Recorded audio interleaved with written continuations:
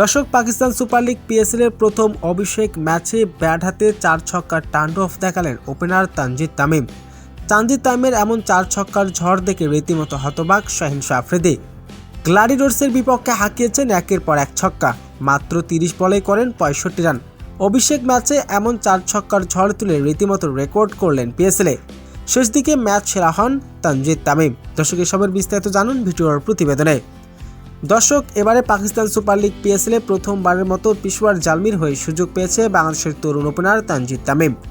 উদ্বোধনী ম্যাচে পেশোয়ার জালমিসের বিপক্ষে খেলতে নেমেছে গ্ল্যাডিয়েটর্স। তার আগে ব্যাটিং করতে নেমে নির্ধারিত 20 ওভার শেষে 192 রান সংগ্রহ করেন গ্ল্যাডিয়েটর্স। 193 রানের লক্ষ্যে তাড়া করতে নেমেছে পেশোয়ার জালমির।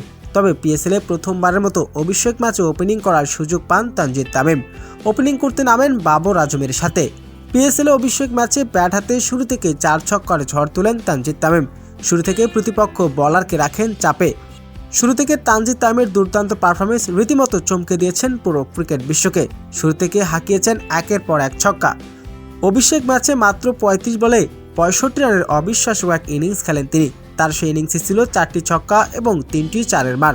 তানজিদ তামিমের এমন 4 ছক্কার ঝড় ইনিংসে এদিন সহজে জয়ের দেখা পায় পেশোয়ার জালমির।